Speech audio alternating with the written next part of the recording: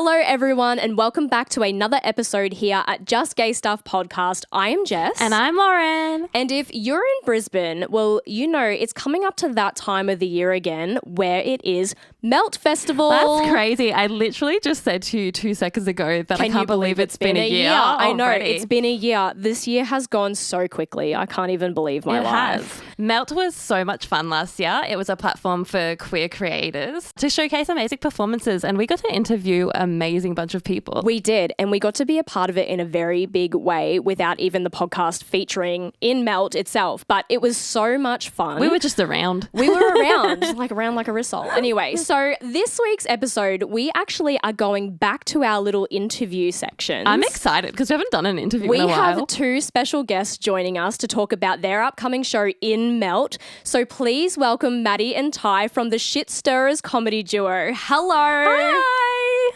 Hello.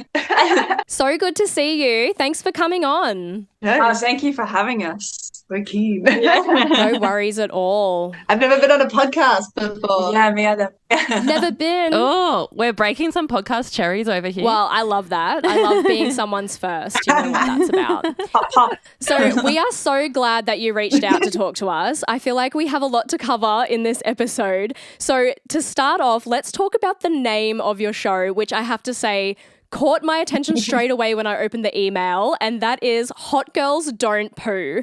So tell us what this show is about. Yeah, because I want to learn about poo. Lauren wants to learn about poo. She loves, this is going to be a good program. A poo education. A poo-education. There's plenty of poophemisms and poochication in this one. Yeah. It's set in a silly world where it's just become illegal for women to poo. Right. So it's like Handmaid's Tale for the toilet. Yes, exactly. Exactly. Right. And it's about hot girls overcoming the poo patriarchy. I love it. So what inspired you to write this? We both absolutely really love poo. Poo humour, toilet humour. It's really our cup of tea. Highbrow humour. Yeah, highbrow humour. I guess just us being friends and cracking fat jokes all the time, and then being little shit stirrers and little theatre makers. So poo was always on the table for us. Literally also, or figuratively? I guess. But I think being like queer and feminist and stuff, it was like that kind of feminist theatre, queer theatre has always been things that we've done. Yeah. So this was just had to come together in a big melting pot eventually. Making poo skits and rewriting the songs to ABBA to be poo related. The Trooper was my favourite. Diarrhea.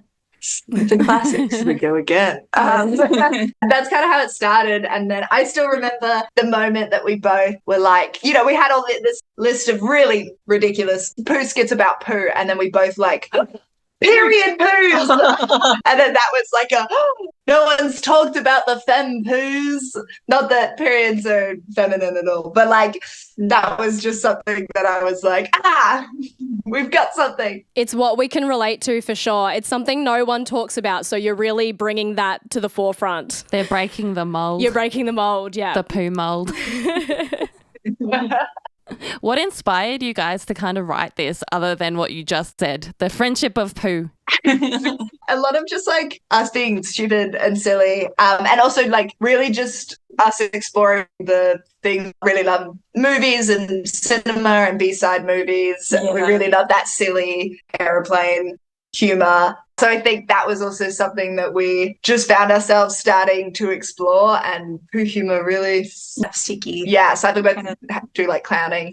So that was sort of, it feels like just a weird conglomeration of like music too. Yeah. So it started with you writing these parodies of popular songs, and then it obviously has a storyline. So can you give us some insight on the storyline?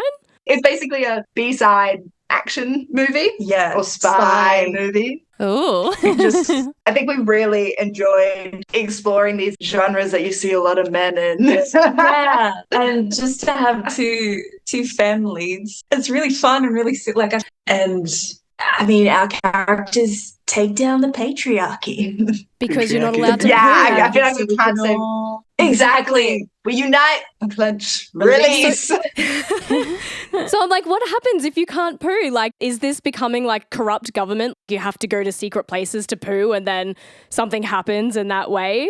Exactly. I feel like, yeah, I mean, whenever something is illegal, it usually goes underground, right? So there's an underground movement, per se. It's underground, so you don't know about it. It's top secret. I'm picking up what you're putting down. Yeah, definitely. There's something bubbling and brewing. From the toilet. Was any of this show, I guess, kind of written from personal experience? Yeah. Were you in a relationship where someone was like, oh, you know what? I really don't want you to poo at my place. Or it's kind of like the thing where they're like, girls don't poo and girls don't fart. Girls don't fart. Don't do that around me. It's gross. Yeah, well, as a child, I was really like, no, girls don't poo, girls don't poo, girls don't fart, which is so silly. Like, I was lying to myself. Holding it in. Yeah, that's not Holding good it for your in, health. which is, also quite dangerous for you. Exactly. It's really bad. And I feel like I want to make sure that other people don't feel that. We all poo, and that's beautiful. It brings us all together. Yeah, I'm like the youngest of 8. I was Fart City in my house. That was our sibling humor, was just like fart jokes, poo jokes, ha ha ha. So very liberal on the poo. But on other ends, I guess with like sexuality and stuff, just dealt with that more repression. And so the poo metaphor was like a lovely, also to joke about poo and be disgusting when I was sort of taught to be like Ladylike. clean and nice and polite, and you don't say naughty things. And good girls don't do that. And wow, you're so loud, So it was being able to make poo jokes and fart jokes. And even like I'm Māori, but I don't speak te reo. But the only Māori words that I do know are the words for poo, fart, and penis, because those were words we couldn't say at home. So the only ones you needed. Yeah, right. What else? What more do I need? But, to me, that said a lot about, I guess, shame. And it's like I'm literally saying the same words, but I can't say them in English because that's rude. Was like a really funny experience growing up. So I think the whole thing is just about releasing it. And It's a weird psychology, isn't it? That because some people don't understand the same language that you understand, it's okay to say. But anyone that could understand that could walk past you and know exactly what you're saying. Also, the pun intended that Tai was just like releasing it. And I was exactly.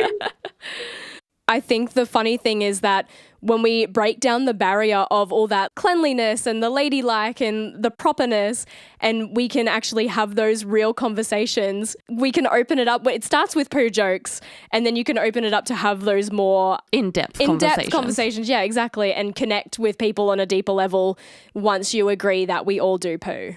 I think people also forget that women are a lot more feral than men. I wouldn't say a lot more feral. Well, we are. We're very blunt in our descriptions in what we say compared to men. That was a visceral reaction from Tai, can I just say? Because she knows facts. Well, I remember using the men's bathrooms. I mean, this was also maybe me not fully realizing my sort of non-binary transmasc identity, but I remember always using the men's bathrooms because the girls' bathrooms at school were a whole other level of atrocious. I remember we had multiple times people would stick their pads Yuck. on the walls, and we also had our bathroom doors were it's so gross. And then our bathroom doors were kind of like this opaque glass. So you can kind of see there was a body in the bathroom. And so, this happened, unfortunately, more than once. I want to say 3 times, but I think it was just twice, where someone had shit and smeared it all over we all knew who. That also happened at my school. Or somebody would shit in front of the toilet. What? On the ground in front of the toilet. Which is such a bizarre. We didn't even ask at the beginning where you guys were from. Yeah, I'm like, what school did you go to? This is a whole other level. I'm from Cleveland. Maybe we didn't go to the right bathrooms. You knew the good bathrooms and you knew the bad ones. Yeah, which ones to stay away from. But also circle back to that like power of naming things and being like, I poo, and that's what I do, and being like okay with being a bit feral. I just think is so powerful. Yeah. Like, don't get me wrong, I love a poofism, but I think it's just so interesting the way we use words like, oh, a fluff, or like a, you know. Yeah, Yeah. to make it sound prettier when it's not pretty, is it? Yeah. I love it. Yeah. So you have described the show as a sapphic slapstick comedy, and then you just said it's like an action movie. Do you have some sort of example of what it compares to, or have you just like completely filled a gap in the market? I'm also trying to think of how that relates to each other. Yeah, where do the lesbians come in? I just want to know. I'm asking for a friend. I have no Red hair. idea. I think it's very much in the similar style of Naked Gun or Hot Shots, Top Secret, like that kind of late 80s-ish funny movie, silly movie, that kind of humor. We've got our two lead characters. Too tight, number two tight cockatoos. Ophelia Janus.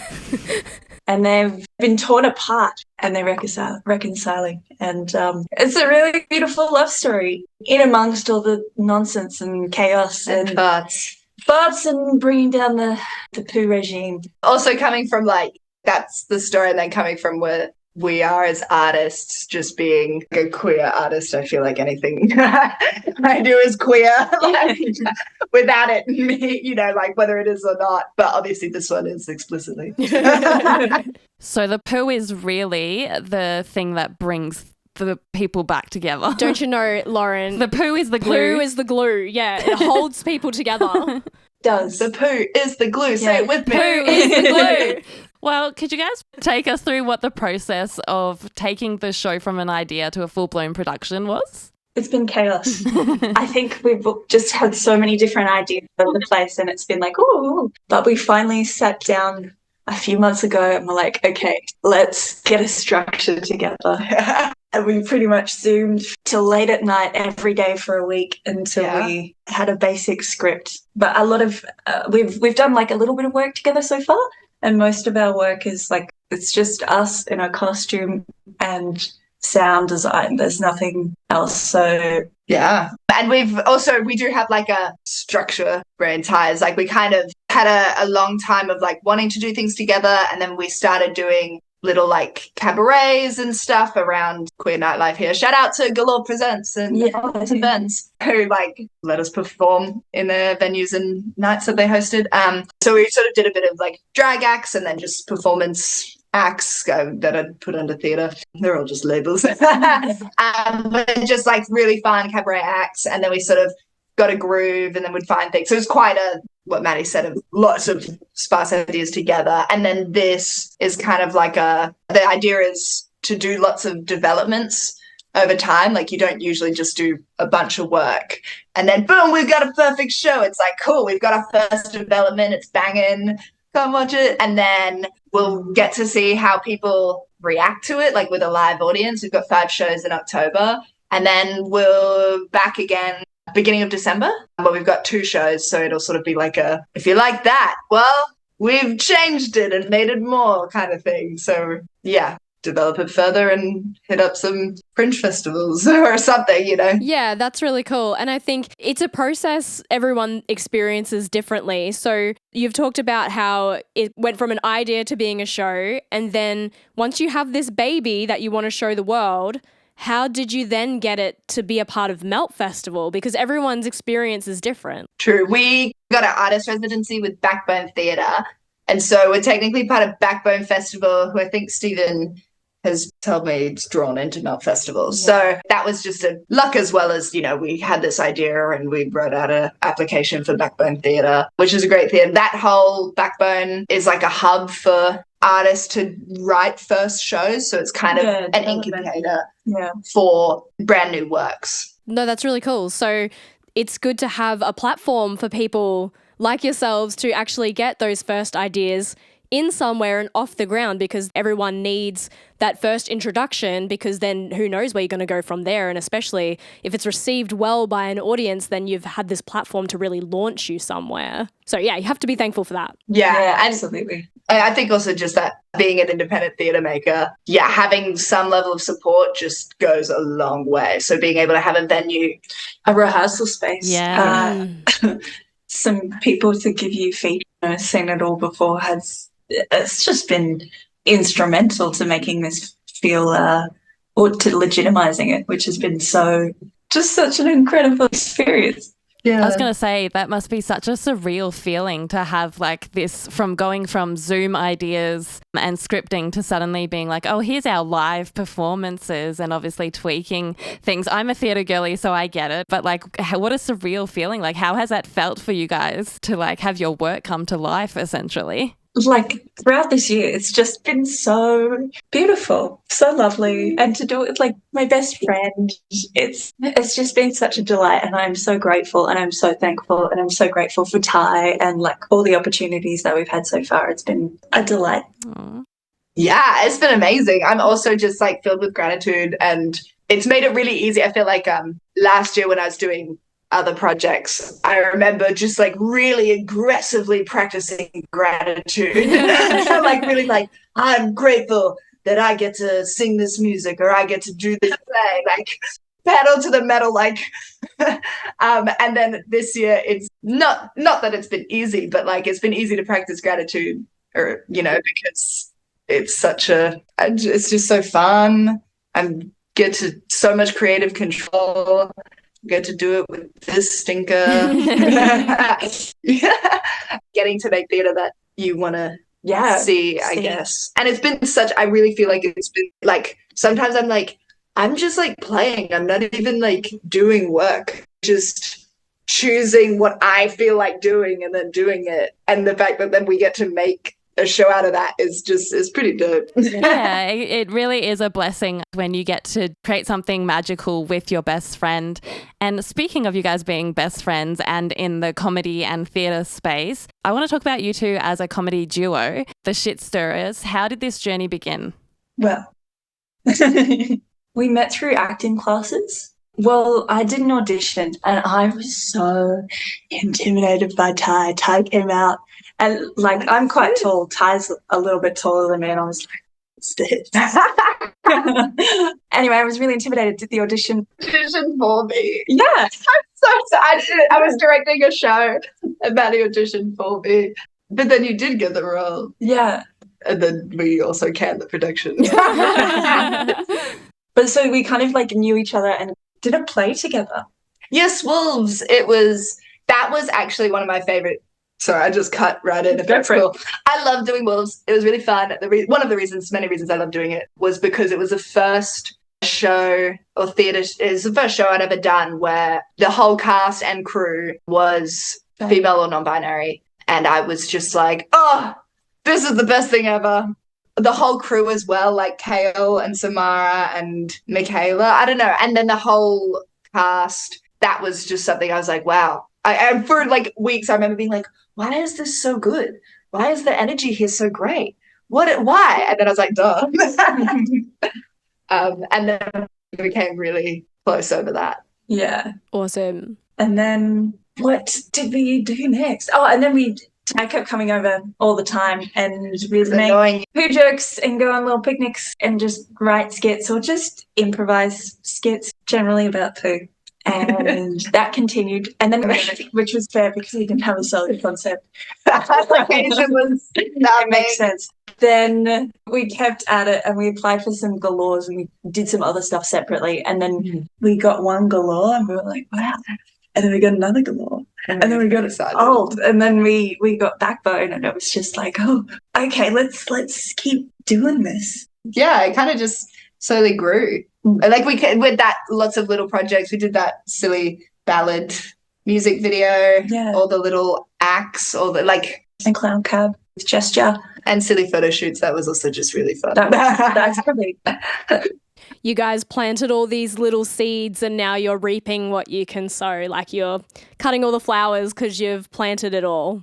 Also, was the Shit Stirrers comedy duo name because of the whole love of poo thing? Or just because you're shit stirrers? Or is it double entendre? Both. We came up with that name pretty quickly, but I think we were both like, I don't know. But like we always kept coming back to it. And I think it just got funnier and funnier. The more we kept being like, no, but yes. Oh, that's just so. We're little shit stirrers. I think we also, for a lot of the applications, we needed a name, which we'll just chuck it in. But it's been really cute. A couple of our friends have made us shit stirrers bracelets and necklaces. Oh my God, two gets a block. Yeah. The merch is coming already. So I can lovely. see it. Okay, so you have mentioned the word queer and you have mentioned sapphic in your description of the show. So could you tell us a little bit about your own queer journeys, if you're free to open up about that a little bit? We love to talk about how we got to a space on this podcast. Sure do. Yeah, I mean, I think I just grew up with a lot of shame in general, not necessarily, I mean, yeah, it was queer shame, but like just shame in general about just being anything too much or not. So I think that was just something I really carried with me for a long time. And it was only in the last 3 years that I've kind of been like, oh, sort of taken on the identities I have now and been like, oh, okay, I really just go with queer because I think that's what So do describes me, Yeah, and I same. like that holistic. The umbrella term.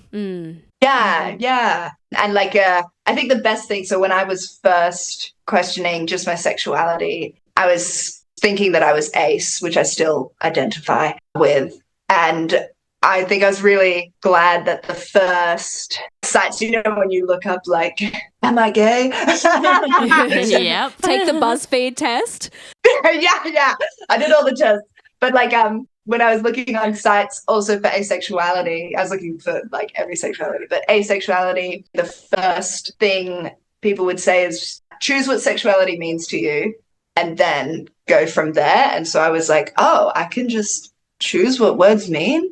Was kind of a big step for me in rerouting my brain. And so I kind of went on a big journey of like, okay, what does sex mean for me? Like, what does that look like? What does that even mean? What does gender even mean for me? What does it look like? What does sexuality mean? And then, I just found that question was one of like, oh, I can choose what things mean and I can choose what things look like and how I express them. And that was kind of instrumental to my little journey. Lovely. Do you have a time, I guess, where you first kind of questioned yourself? For me, it was at 12 years old, but I didn't actually come out until I was 26. So was there a moment that you kind of went, oh, yeah, maybe, but again, we're all filled with the shame, unfortunately, due to society and all that crap, pun intended. Well, I remember so fiercely when I was in like year 2 being like, I have a crush on everyone. And I remember people being like, that's not allowed. And I remember being like, no, but I do. Like, I really remember having that adamant. And I remember having this one friend of mine, like I had the biggest crush on her. And like, so I think when I was like really little, I just knew and I expressed it really openly. And then it was only when I was older and had the more learned shame and really clued into the social dynamics of, people reacted, that I think repressed it. And even now I'm like out, but I'm like in a lot of other parts of my life or to specific people, I'm like not, because I'm like, there's just still a lot of shame navigating it. I think that's why I love queer theatre. And every time I see It's a safe space. just queer people, Talking about that and picking your safe people that you can, I suppose, be open with, you don't know how someone else is going to perceive you. Like, we have come a long way in society, but so like I own my own business in entertainment. I'm a performer and I'm very particular about who knows I'm queer, because you can lose a job like that and you don't want to lose a job because then you lose money, then you lose your livelihood. There are so many little things that go into it that I feel like, when the argument of why is there no straight pride, it's like, well, that's why. You don't have to second guess telling someone who you're married to or who you're dating or all of these things that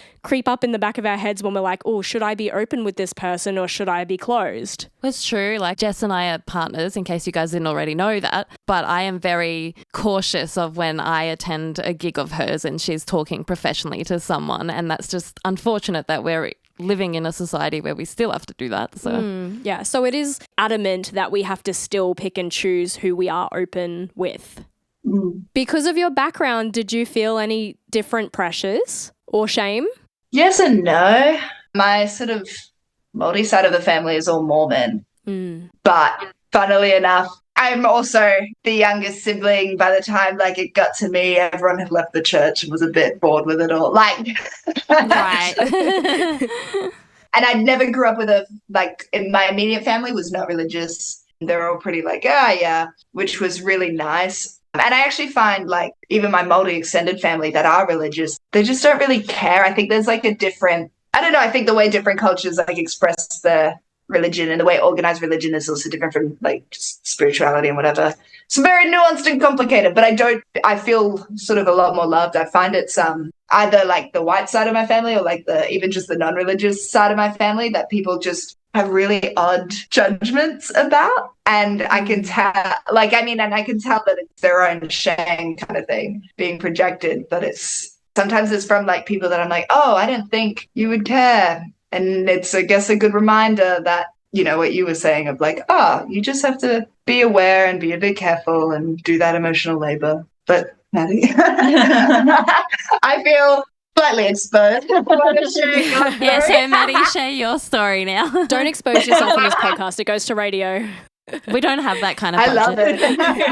I love it. I grew up in a very religious area. My immediate family wasn't religious, but extended family was quite Catholic. And the area I grew up in was like a lot of Pentecostal kind of Christians. So I think there was some interesting messaging that I received there, particularly mixed messaging, I think, as well at school of like, two girls kissing is really hot or not, you know, that's not hot. That's gross. Stop doing that. So it was really quite confusing. But I think when I was about 12, I had a crush on a girl at school and I was like, oh my God, something's wrong with me. And then I Googled it and then I was like, oh, maybe I'm okay.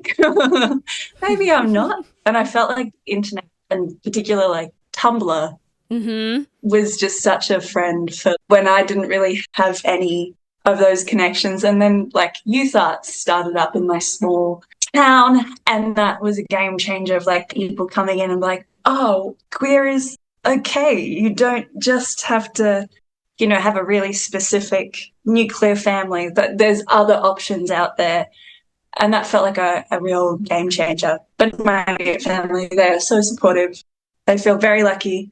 But I think, you know, I don't mention anything at work about partners or anything like that. Of just, like you said, safety. You know, you want to just protect yourself in case, because you don't know people's true feelings. Yeah, definitely.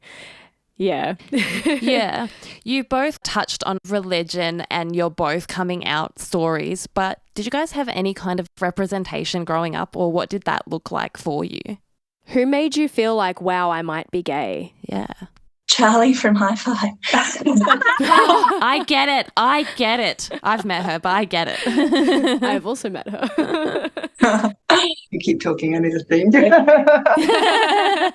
I don't really feel like I did have representation that I was actually aware. Like, I'm trying to think of people in the early 2000s, because it was still quite a big thing to come out as gay, you know, because actors were worried about their jobs and stuff like that. So it was, I don't know, I feel like it was more of a, maybe like when YouTube and stuff came about, where people telling their stories and that kind of storytelling was more in the hands of the user, that I started to feel a bit more like, these are real people. These are not just stories, but people actually living their lives. Yeah, it felt relatable. And you spoke about before, when youth arts started up, your world opened up. How did that feel to go from, it's just me and I might be wrong or I might be right, but now I've joined this program and I can see other queer people. How did that feel, having that representation in real life for you? So freeing, and like just to have a space as well. I felt it at Alton galore, of just actually feeling really, really welcome, and like I don't have to hide any part of myself. Like it's just so, I think I'm always, maybe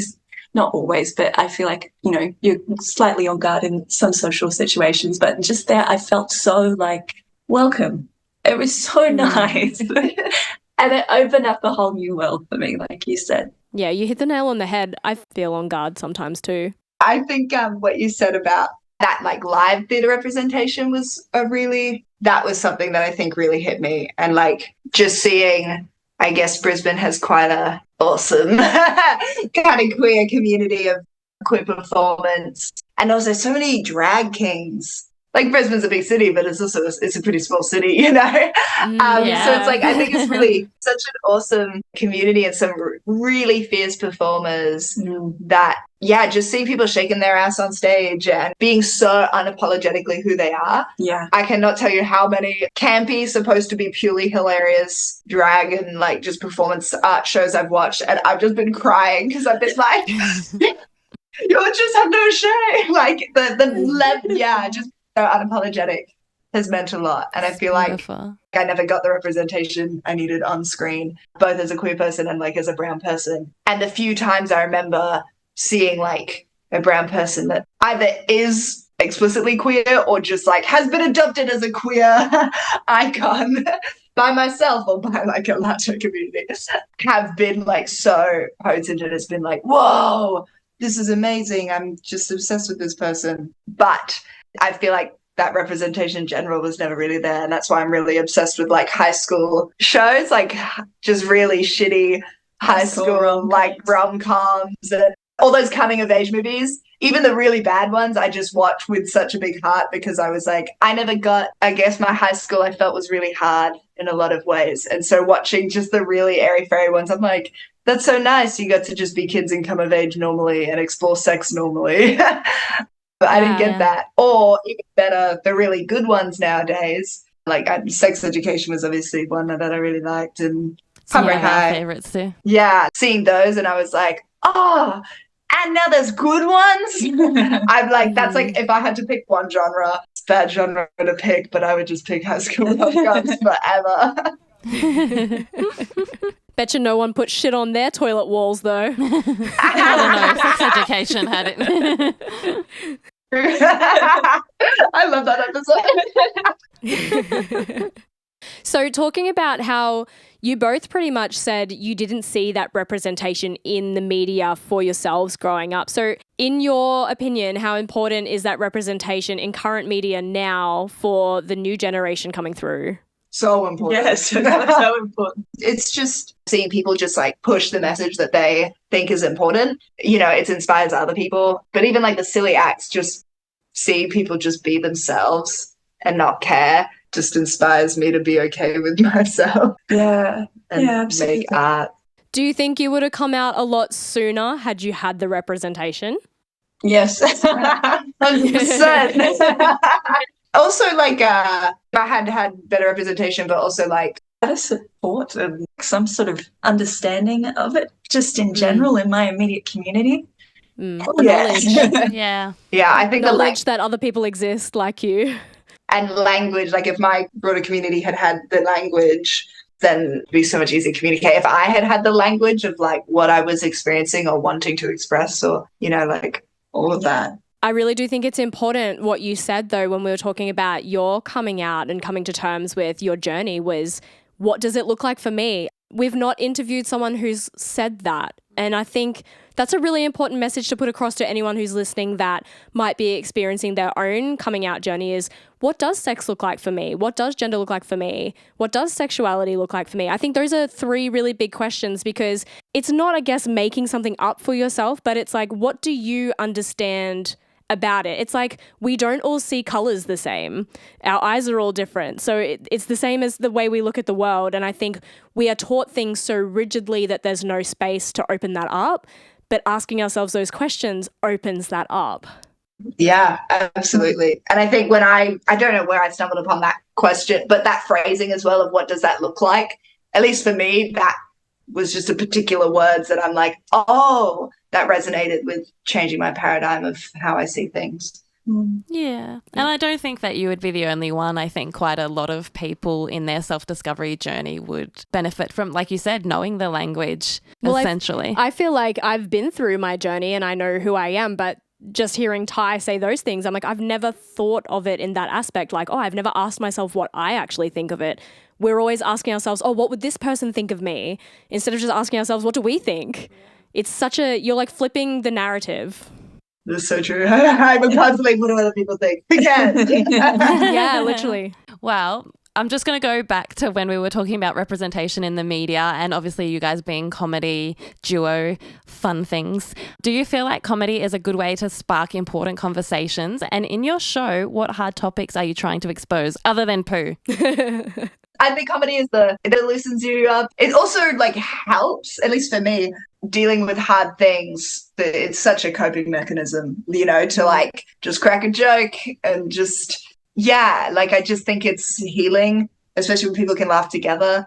I am just a big fan of comedy. I feel like joking about trauma, but it also takes the power away from it. It makes it easier to deal with, but it also takes the power away from it on you. So we just really amp up the silly and the camp. And I think with that, it allows us to kind of explore. I mean, the whole thing just explores, I guess, the political control of femme bodies. We really tried to stick to this metaphor about poo, but it is hopefully very clearly a metaphor for bodily autonomy, for political pressure, for social pressure and control over femme bodies, which unfortunately is a thing we're still dealing with right seeing now. Yeah. Very potently. Unfortunately. It feels like it's such a dark ages thing and it should have just stayed there, but it's followed us for some stupid, weird reason. I can name the stupid reason, I mean, but we I don't could, want to but get sued we're or gonna cancelled. stay non-political. Yes. We want to keep our radio show. Yeah. Yes. So before we talk about how everyone can see your show at Melt, have you performed Hot Girls Don't Poo before and what was the feedback?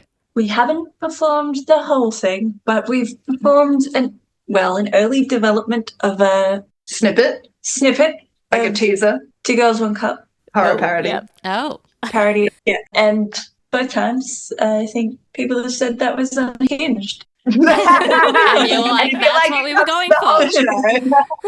Yeah. Unhinged and poopy. Yeah. We did get one comment that there needs to be more poo, and we've delivered. We've worked on that. You won't get wet. She said, lying to the front row of the audience. Yeah, that's the splash zone right there. Umbrellas. We'll give you punches. Yeah. So this will be the first time. Wow. Yeah, it's our first development. This will be our first time performing it at all. So this is, if you want to come see the very first show, I'm sure you'll get a show like no other. And it will be a shit show, but a good one. I was going to say that, but I didn't want to say that. It's all right. We've read each other's minds. Oh, Well, thank you both so much for joining us on the podcast. I really hope that Lauren and I can get to a performance of Hot Girls Don't Poo. Me too. Because I really, really want to see it. I'm so sad I won't be here for the very first shit show. You won't, but I'll be I in will, Japan, so but who you can knows go. what's going to happen. But so if any of the audience want to catch the show Hot Girls Don't Poo, there's a multitude of dates for Melt festivals. So I've got the info here. The main shows for Hot Girls Don't Poo are running at the Ron Hurley Theatre at Seven Hills on the 10th and 11th of October. And some of the more intimate, maybe splash zone performances are on the 9th, 16th and 17th of October at the Workshop Space. Tickets are via Humanitix and are all $30 and under, so get yourself to see the shit stirrers for their show, Hot Girls Don't Poo, and have a great time. So you're going to say have a shit hot time. Have a shit time. No, a shit hot time. A hot shit time. Yeah, that. So thank you, Tai, and thank you, Maddie, so much for joining us. Thank it has you. been an absolute pleasure to hear about how you've come up with this amazing show. I have laughed so much and I needed that, so thank you. So I guess until next time. You better remember to stay gay, motherfuckers. Thank you so much. Thank you for coming on. It's been a pleasure. Thank you. Thank you both so much for having us. Yeah.